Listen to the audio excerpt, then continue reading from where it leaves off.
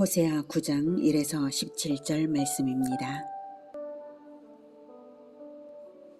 9장. 이스라엘아, 너는 이방 사람처럼 기뻐 뛰놀지 말라. 내가 음행하여 내 하나님을 떠나고 각 타작마당에서 음행의 값을 좋아하였느니라. 타작마당이나 술틀이 그들을 기르지 못할 것이며 새 포도주도 떨어질 것이요 그들은 여호와의 땅에 거주하지 못하며 에브라임은 애굽으로 다시 가고 아수르에서 더러운 것을 먹을 것이니라. 그들은 여호와께 포도주를 부어드리지 못하며 여호와께서 기뻐하시는 바도 되지 못할 것이라.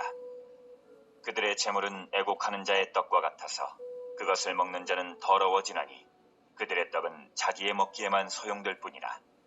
여호와의 집에 드릴 것이 아님이니라. 사랑하는 형제 여러분, 1월 31일 화요일 저녁 목상에 오신 것을 환영합니다. 호세아는 총 9편의 설교로 구성이 되었고요. 본장은 5번째 설교입니다. 지난 8장 4번째 설교에서는 북이스라엘의 종교적 도덕적 타락의 원인이 이방과의 혼합으로 인한 것임을 지적했습니다. 북이스라엘이 곤경에 빠져서 여호와를 자기들이 아노라고 주장하며 부르짖겠지만 하나님은 그들을 알지 못한다고, 그들이 세운 왕도 모르고 그들이 세운 지도자도 하나님은 모르겠다라고 하십니다. 북이스라엘은 하나님의 율법을 이상한 것으로 여기고 자기들의 속죄를 위해 제단들을 많이 세우지만 제단들을 많이 세우는 것부터가 단일 성소 명령을 어긴 것으로 율법을 떠난 것이므로 북이스라엘은 율법을 몰라서 하나님을 모르는 것이고 타락의 길을 갈 수밖에 없는 것이었습니다. 북이스라엘이 율법을 모름으로 하나님을 모르는 것입니다. 그래서 하나님도 그들의 행실을 보고 나는 너희들을 모른다 하시는 것입니다. 그래서 애굽으로 다시 돌아가리라는 심판이 선언이 되었습니다. 1절. 이스라엘아, 너는 이방 사람처럼 기뻐 뛰놀지 말라. 내가 음행하여 내 하나님을 떠나고 각 타작마당에서 음행의 값을 좋아하였느니라. 타작마당이나 술틀이 그들을 기르지 못할 것이며 새 포도주도 떨어질 것이요. 이제 북이스라엘 백성들이 풍성한 수확을 거둔 것이 하나님의 축복인 줄을 깨닫지 못하고 가나안의 농경신이었던 바알을 숭배한 결과로 그 결과로서 이렇게 축복된 것을 얻었구나 이렇게 여겨가지고 이방인처럼 성대한 축제를 거행하며 기뻐 뛰놀았던 것인데요. 그것을 책망하고 있는 것입니다. 음행의 값을 좋아하였다라는 말은 우상숭배를 영적 음행이라고 하죠. 하나님을 배반하고 바알을 숭배한 결과로 여겨서 좋아하는 그러한 이스라엘의 어이없는 그런 작태를 지적하고 계신 것입니다. 그러므로 그 결과 풍성했던 소출을 먹지 못할 것이라는 심판입니다. 아수르의 침입을 당해서 끌려감으로써 수확이 풍성해봤자 그 풍성함을 누리지 못할 것임을 예언한 것입니다. 3절. 그들은 여호와의 땅에 거주하지 못하며 에브라임은 애굽으로 다시 가고 아수르에서 더러운 것을 먹을 것이니라. 여호와의 땅은 언약 백성임으로 살게 된 가나안 땅을 가리킵니다. 가나안 땅은 언약 백성이니까 살게 된 것이지 언약을 버리면 바로 여호와의 땅인 가나안에서 쫓겨나는 것이죠. 언약을 배반했기 때문에 아담이 에덴에서 쫓겨나듯이 쫓겨나리라는 것입니다. 애굽으로 다시 가게 된다는 것은 문자적인 의미가 아니라 노예 생활로 돌아간다는 뜻입니다. 즉 아수르에서 노예가 되어 더러운 것을 먹을 것이라는 말입니다. 이때 더러운 것은 율법에 부정한 것으로 지정된 음식을 가리키는 말인데요. 처음에는 아수르에 잡혀가서 처음에는 강요에 의해 먹었을 것이지만 점차 굶주림 때문에 먹어야만 했을 것입니다. 4절. 그들은 여호와께 포도주를 부어드리지 못하며 여호와께서 기뻐하시는 바도 되지 못할 것이라. 그들의 재물은 애곡하는 자의 떡과 같아서 그것을 먹는 자는 더러워지나니 그들의 떡은 자기의 먹기에만 소용될 뿐이라. 여호와의 집에 드릴 것이 아님이니라. 너희는 명절날과 여호와의 절기의 날에 무엇을 하겠느냐. 북이스라엘 백성들이 포로된 땅에서 하나님께 제사를 드리고 싶어도 드리지 못하게 될 것을 예언한 것입니다. 포도주를 부어드리는 것은 전제를 말하고요. 상번제, 안식일, 제사, 절기, 모든 제물들의 제사의 모든 제사에 빼놓을 수 없는 것이 바로 전제입니다. 그러니 포도주를 부어드리지 못한다는 것은 제사 자체를 드리지 못한다고 제사를 중단시키신 것입니다.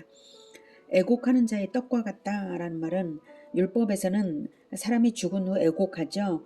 사람이 죽은 후 바로 그 죽은 사람이 있는 그 장막에 함께 있었던 자는 7일간 부정하다고 했습니다.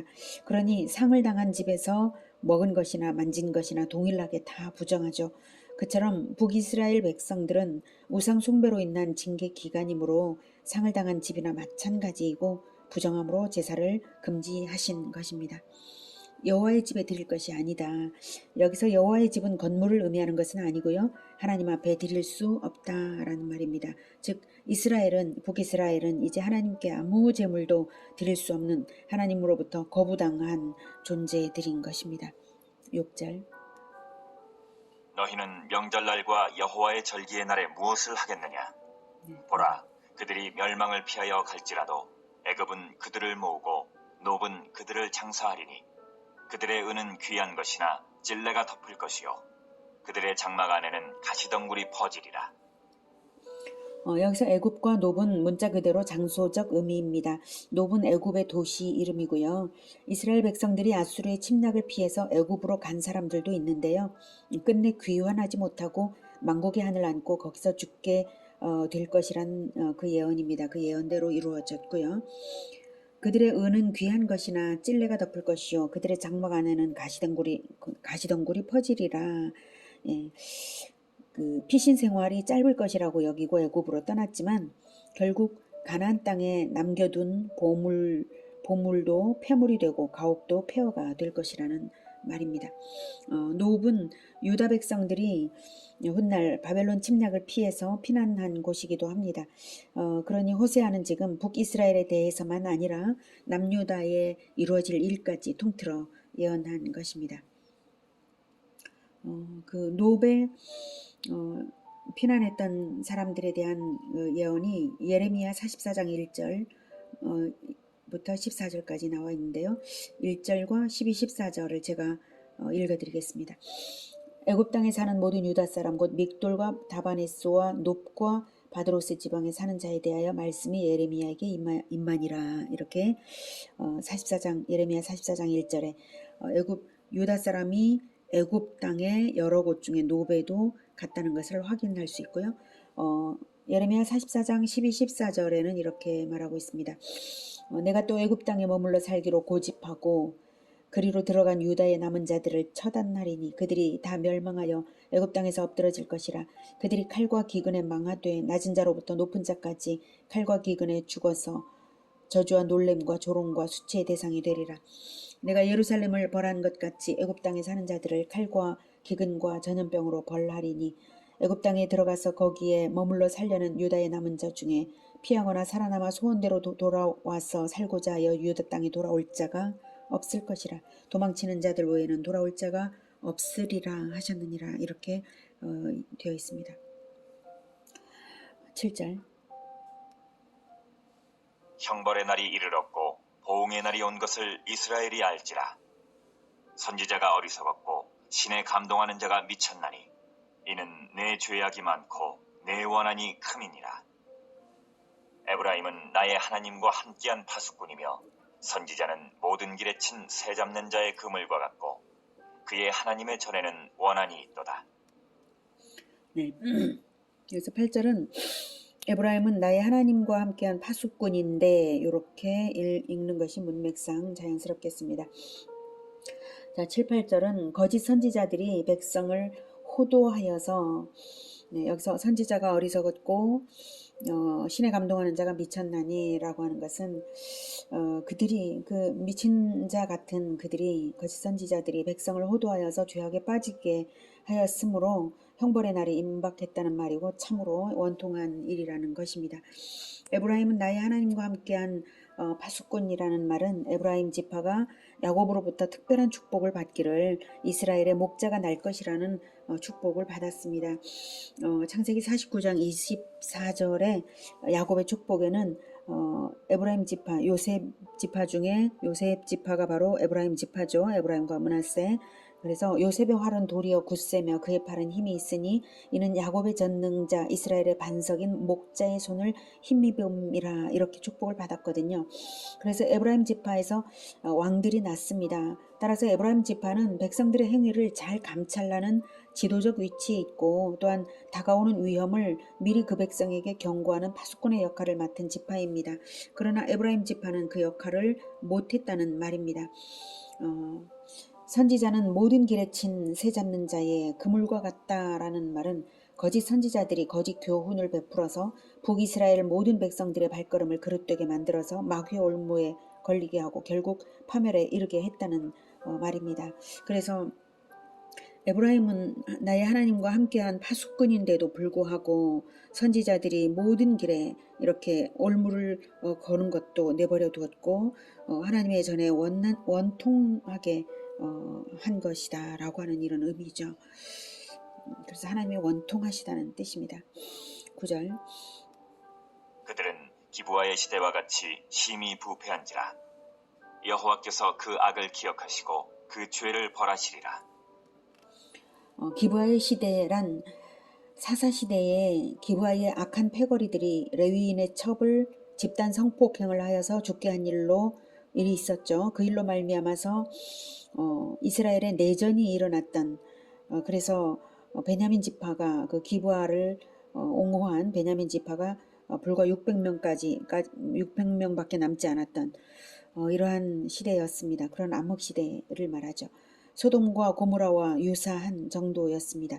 그런 정도로 북이스라엘이 지금 타락했으니 징벌이 없을 수가 없습니다. 10절 옛적에 내가 이스라엘을 만나기를 광야에서 포도를 만남같이 하였으며 너희 조상들을 보기를 무화과 나무에서 처음 맺힌 첫 열매를 봄같이 하였거늘 그들이 바알부올에 가서 부끄러운 우상에게 몸을 들이므로 저희가 사랑하는 우상같이 가증하여졌도다. 바알보올은 보올에 있는 바알의 집이라는 말입니다. 메마른 사막에서 신선한 포도 열매를 만난다는 것은 엄청나게 반갑고 기쁜 일이죠. 또한 처음 익은 무화과 열매도 오랜 기간을 기다려서 맞이한 것이므로 매우 사모하여 얻은 기쁨의 열매입니다. 그처럼 이스라엘은 하나님께 그처럼 느껴졌다는 거예요. 하나님의 기쁨이요 사랑의 대상이었던 이스라엘은 그런데 하나님을 배신하고 우상에게 순결을 바쳐서 우상과 동일하게 추악해졌으므로 이제 심히 하나님께서 원통하신 것입니다. 그러므로 이제 심판을 선언합니다. 11절 에브라임의 영광이 새같이 날아가리니 해산하는 것이나 아이베는 것이나 임신하는 것이 없으리라. 혹 그들이 자식을 기를지라도 내가 그 자식을 없이하여 한 사람도 남기지 아니할 것이라. 내가 그들을 떠나는 때에는 그들에게 화가 미치리로다. 에브라임은 과거 요셉의 둘째 아들로 창성의 축복이 약속되었었고요. 에브라임이라는 이름 자체가 열매를 맺는다는 뜻으로 번성을 암시합니다. 그래서 하나님께서 북이스라엘의 지도적 지파가 되게 하시고 번성하게도 하셨습니다. 그러나 이제는 정반대로 모든 영광이 사라지고 해산하는 것이나 아이 베는 것이나 임신하는 것이 없으리라. 세 가지로 강조되고 있죠. 결코 낳지 못하는 자가 된다는 저주입니다. 기르는 자식까지도 없이 하겠다고 무서운 저주를 선포하셨습니다. 하나님의 심판을 피할 자가 없을 것이라는 뜻이고 전체가 파멸의 대상이라는 말입니다. 내가 그들을 떠나는 때에는 그렇게 된다. 즉 베풀었던 모든 은총을 그들을 떠날 때에는 베풀었던 모든 은총을 거두시는 것이죠. 그러므로 하나님께서 떠나시는 것 자체가 심판이고 재앙의 시작입니다. 13절 내가 보건대 에브라임은 아름다운 곳에 심긴 두로와 같으나 그 자식들을 살인하는 자에게로 끌어내리로다. 아름다운 곳에 심긴 두로. 두로는 원래 하나님의 거라고 한 곳이 아니잖아요. 이방 땅인데 아름다운 곳에 심긴 두로는 아무런 가치 없는 이스라엘 백성들을 택하셔서 기름진 가나안 땅에 인도하신 것을 말합니다. 그렇게 하신 목적은 자손 대대로 하나님의 영광을 나타내는 백성이 되라 이런 뜻이셨는데요. 그러나 북이스라엘 백성들은 징벌로 인해서 자식들을 전쟁에 내보내어 죽음을 맞게 하는 심판을 당하게 된 것입니다. 하나님이 떠나시면 보호가 와해되고 위기의 시작입니다. 14절 여호와여 그들에게 주소서. 무엇을 주시려 하나이까? 아이 베지 못하는 태와 젖없는 유방을 주시옵소서. 네, 이제 자식들을 살인하는 자에게로 끌어내는 즉 전쟁터로 내보내는 이러한 운명에 처했으므로 이제 무엇을 구할 게 있겠습니까? 그들을 위하여서 그들을 위하여서 구할 게 없어서 정말 한탄스러운 간구를 선지자가 하고 있는 거예요. 전쟁의 사지에 내보낼 자식들을 그렇게 내보낼 운명을 스스로 벌고 있으니 선지자가 원통하여서 이렇게까지 아이 베지 못하는 태와 젖없는 유방을 간구하기까지 그 심판의 확실성을 다시 한번 확인하게 하는 것입니다. 어차피 전쟁에 내보낼 아이를 출산한들 무슨 소용이냐 이거죠.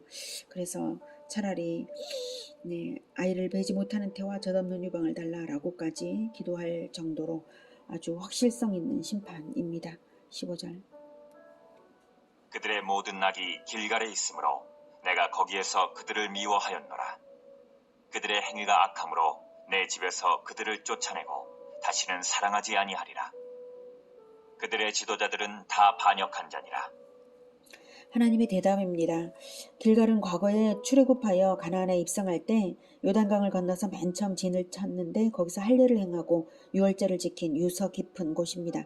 그런데 길갈에서 베델처럼 우상 숭배가 행해지는 대표적인 장소가 되었죠. 그런 장소로 변질되고 말았으므로 하나님께서 거기서 미워하셨습니다. 즉 제사를 드리는 곳인데 길갈은 거기서 오히려 하나님은 그들을 미워하셨습니다. 길갈의 종교 행위가 위선적이어서 가증한 것이 되고 말았기 때문입니다. 그래서 내 집에서 그들을 쫓아내고는 하나님의 백성이 더 이상 아니라는 뜻이죠. 너희들이 왜 여기 왔냐 하는 것처럼 하나님께서 하나님의 집에서 쫓아내겠다. 즉 하나님의 가문 계보에서 끊어내겠다. 즉 생명책에서 이름 지우겠다. 이 뜻입니다. 16절. 에브라임은 매를 맞아 그 뿌리가 말라 열매를 맺지 못하나니 비록 아이를 낳을지라도 내가 그 사랑하는 태의 열매를 죽이리라. 에브라임은 샘 곁에 무성한 가지로 비유된 지파였는데 그래서 그 가지가 담을 넘으리라는 약속대로 큰 축복을 번성의 축복을 받았지만 이제는 그 뿌리가 마르리라 라고 근원부터 말라서 소생이 불가능한 저주의 심판을 내렸습니다. 17절.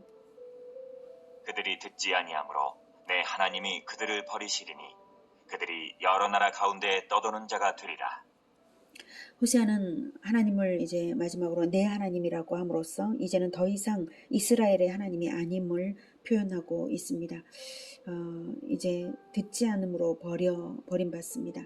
그리고 떠도는 자가 됩니다. 오늘은 축복의 근원이신 하나님을 잃어버림으로 말미암아서 하나님의 말씀을 듣지 않음으로 말미암아서 모든 축복으로부터 끊어지고 보호를 잃어서 처참하게 죽음 가운데 내쳐지는 운명이 되는 것을 보았습니다. 하나님을 잃으면 모든 것을 잃는 것입니다. 이스라엘로 하여금 하나님을 잃게 한 자들은 거짓 선지자들과 지도자들입니다. 거짓 선지자들의 거짓 교훈은 올무와도 같았습니다. 백성들은 올무에 걸린 짐승처럼 꼼짝없이 거짓 선지자들에게 놀아나서 암흑시대와 같았기에 하나님께서 원통하심이 너무나 깊었습니다. 우리가 하나님을 잃지 않으려면 어떻게 해야 하겠습니까? 성도 자신이 스스로 성경을 열심으로 배워서 알아야만 합니다. 강단에서 선포되는 말씀이 진리인지 아닌지 분별할 줄은 알아야 하는 것입니다. 강단에 서 있는 자가 참된 주의 종인지 거짓 선지자인지 분별 없이 그저 강단에 서 있다는 이유만으로 그의 모든 교훈을 받는다면 정말 어리석은 것 아닌가요? 예수님 당시에도 거의 모든 바리새인들 그들은 율법을 가르치는 사람들이었습니다. 지도층이었습니다. 사내들인 공회의 거의 모든 사람들 그들이 다 거의 모두가 거짓 교사들이었습니다. 우리는 나 자신의 운명과 나의 자손들의 생명을 아무에게나 맡겨버려서는 안 됩니다. 성경을 열심으로 배워서 바르게 이해하고 바른 신앙을 가져야만 합니다. 성경을 열심으로 배워서 자립적인 신앙을 확립하고 대대로 생명을 이어가는 우리 모두가 되기를 기원합니다. 기도하겠습니다. 하나님을 잃어버린 시대가 참으로 참혹해진다는 것을 배웠습니다. 하나님, 우리는 하나님을 결코 잃지 않겠습니다. 하나님, 우리를 떠나지 말아 주시옵소서.